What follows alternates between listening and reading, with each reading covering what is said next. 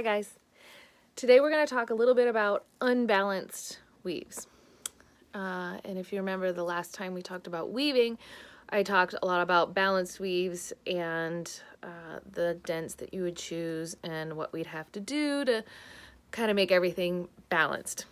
And that there was things called unbalanced weaves and that we'd have to get that at a later time. And I'm doing one right now. And it's going to be many more. So I'm calling this part one, but I'm not saying part one of how many, because there may be, two more, more. So I just wanted to get into one version of unbalanced weaves. And this was requested. So it was something that I had on hand, so I really didn't need to do too much for sampling and prep, so I was able to do this video pretty quickly for you. So basically, it's using a fat yarn and a skinny yarn. And in this case, the skinny yarn is in the warp. The warp is the longer part. And the weft has the fatter yarn. So this is something you see in like rag rugs, something like that. But it doesn't have to be just for rag rugs. I've used it in weaving stuff that we've done in Weaving Club several times. And this is one of my favorite examples. I really like this. And this is a table runner for me. Could have been, it could be a scarf. I mean, it's squishy enough, but it's a little heavy for what I would like to wear as a scarf. Usually, I like my scarves to be a little bit more squishy but giant. So, what this is, and you can see, this is how it came off of the loom. So this used as the warp a thin piece of fingering weight sock yarn, and then the weft was a product from Weft, which I don't think they have anymore. We still have a little bit left in the shop. I don't know what happened to all of the dyed fibers that they had, but it is called a Northern Lights because it comes already dyed, and it comes in strings like this. This is a white version of it. I had them send me a long time ago.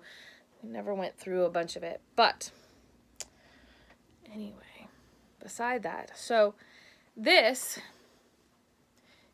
I used a 5 dent with the fingering weight, and then used this kind of fingering roving, kind of pencil roving stuff to do the weft. See how that worked out?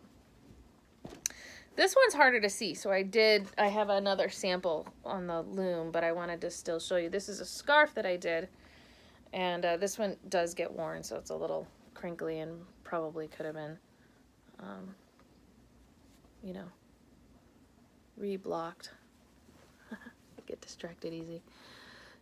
So this is balanced weave, and then this section right here has strips of roving woven in with it. Or is it comb top? I think it's probably comb top, not roving. But it's hard to see.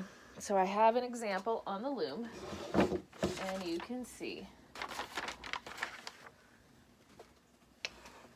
So on this example, you can see, let's see if I can find a good way to hold it. Right in here, this is balanced.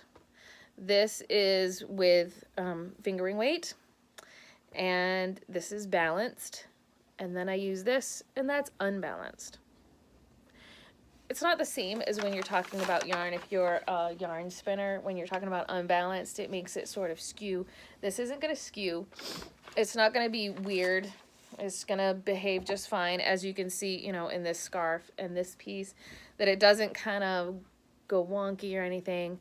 It just means that it's not the same. It's basically, it's not even. It's not, 4 warp threads equal 4 picks, which is rows in your weft. But it makes for, an interesting design. what I really wanted to show you in these two different examples is because this used a 5 dent to separate it, and so it gives you more view of the weft, whereas this one is using, I believe, a 10 dent, so it's a heavy fingering weight. A 10 dent in here, and then you can see more of, oh, that light isn't working so great on that thing. There you go. So you can see more of the warp threads. It kind of makes the warp threads stand out a little bit more. And if I used a 12 dent, it would be even closer. If I used a 15 dent, even closer than that. Using 2 dents, you can make it so that it's really puffy and it's really warp faced as opposed to weft faced. So that's just one of the ways that you can make an unbalanced weave. It's fun. It actually weaves out pretty quickly like this. So it's one of those things that kind of, you know, if you've got a comb top that's laying around that you don't really want to spin or you don't know how to spin, it's really great to strip it out, and you can take the larger pieces and strip them down into pieces that are about like this. You see? They're about the size of my finger. So that's all you have to do is just kind of strip it down, and then you can weave that in just like you would your yarn.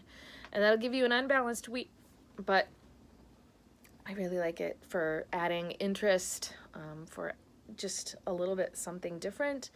And if I had made something like this, so if I was doing like a rag rug, like I mentioned, I would probably take my 5 dent, set it up with some strong thread, like, I don't know if I have any here, I still do, rug warp. Rug warp is really, really strong thread. So set it up with some rug warp on a 5 dent on my rigid heddle, and for as long and wide as I think I want it.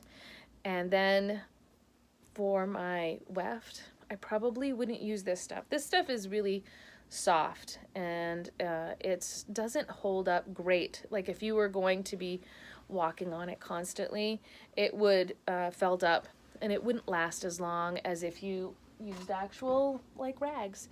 So you can use strips of cloth or old t-shirts or anything of that sort, or you can make it out of this and just know that it's going to felt up and behave a little bit differently and maybe not last as long as an actual kind of rag or cloth one would. So that's it. That's the basic of this particular type of unbalanced weave. Know that there's a whole bunch of others, and we'll eventually get into all of them. I'm looking around at some of my samples that I have in the shop, and there's some samples lacking. So I have a tendency to give away things, and for doing the videos and needing samples, that's not a really great habit, because I need to make some more samples so that I can show you guys some different versions of unbalanced weaving. But we will get there. Eventually we will get through all of them. So look down below. More information will be in the blog post. And if you've got questions, as always, ask them. Bye, y'all.